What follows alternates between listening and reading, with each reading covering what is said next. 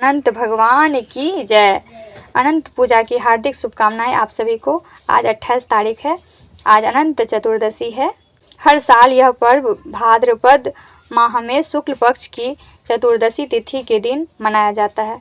अनंत चतुर्दशी पर भगवान विष्णु के अनंत रूप की पूजा की जाती है, इसलिए इसे अनंत चतुर्दशी के नाम से जाना जाता है।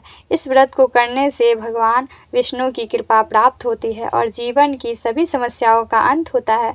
इस दिन विधि विधान से भगवान विष्णु जी की पूजा के साथ ही इसकी व्रत कथा भी जरूर पढ़नी चाहिए या सुननी चाहिए। आइए जानते हैं क्या है अनंत चतुर्दशी का व्रत कथा। महाराज युधिष्ठिर ने राजसूय यज्ञ किया। उस समय यज्ञ मंडप का निर्माण सुंदर तो था ही, अद्भुत भी था। वह यज्ञ मंडप इतना मनोरम था कि जल व थल की भिन्नता प्रतीत ही नहीं होती थी। जल में थल तथा स्थल में जल की भांति प्रतीत होती थी। बहुत सावधानी करने पर भी बहुत से व्यक्ति धोखा खा चुके थे। एक बार कहीं से टहलते टहलते दुर्योधन भी उस यज्ञ मंडप में आ गया और एक तालाब को स्थल समझ उसमें गिर गया।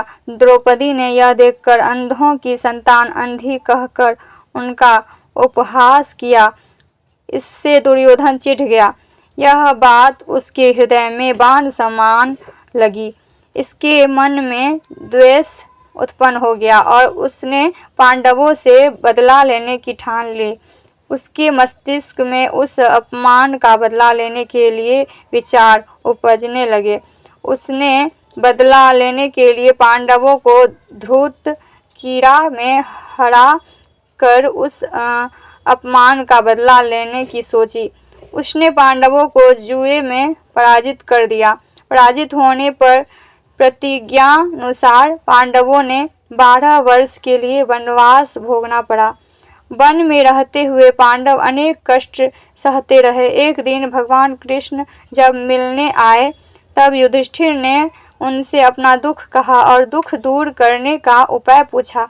तब श्री कृष्ण ने कहा, हे युधिष्ठिर, तुम विधि पूर्वक अनंत भगवान का व्रत करो। इससे तुम्हारा सारा कष्ट दूर हो जाएगा और तुम्हारा खोया राज्य पुनः प्राप्त हो जाएगा। इस संदर्भ में श्री कृष्ण ने उन्हें एक कथा सुनाई। प्राचीन काल में सुमंत नाम का एक नेक तपस्वी ब्राह्मण था। उसकी पत्नी का नाम दीक्षा था। उसकी एक परम सुंदरी धर्मपरायण तथा ज्योतिमयी कन्या थी जिसका नाम सुशीला था। सुशीला जब बड़ी हुई तो उसकी माता दीक्षा की मृत्यु हो गई। पत्नी ने मरने के बाद सुमंत ने कर्कशा नामक स्त्री से दूसरा विवाह कर लिया। सुशीला का विवाह ब्राह्मण सुमंत ने कौंडिन्य ऋषि के साथ कर दिया। विदाई में कुछ देने की बात पर कर्कशा ने दामाद को कुछ ईंटें और पत्थरों के टुकड़े बांध कर दे दिए। कौंडिन्य ऋषि दुखी हो अपनी पत्नी को लेकर अपने आश्रम की ओर चल दिया, परंतु रास्ते में ही रात हो गई। वे नदी तट पर संध्या करने लगे। सुशीला ने देखा वहां पर बहुत सी स्त्रियां सुंदर वस्त्र धारण कर किसी देवता की पूजा कर रही थी। सुशीला ने पूछने पर उन्होंने विधि पूर्वक अनंत व्रत की महत्ता बताई। सुशीला ने वही उस व्रत का अनुष्ठान किया और 14 गांठों वाला डोरा हाथ में बांधकर ऋषि कौंडिन्य के पास आ गई। कौंडिन्य ने सुशीला से डोरे के बारे में पूछा तो उसने सारी बात बता दी। उन्होंने डोरे को तोड़ दिया और अग्नि में डाल दिया। इससे भगवान अनंत जी का अपमान हुआ।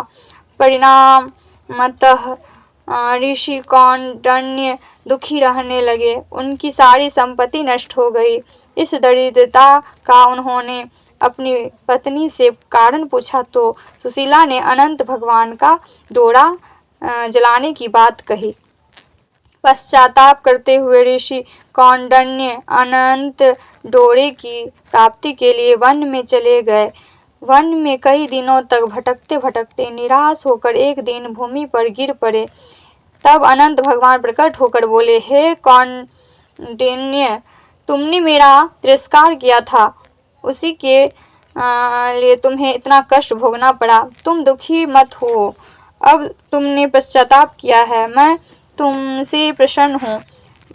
अब तुम घर जाओ, विधि पूर्वक अनंत भगवान व्रत की कथा व्रत करो।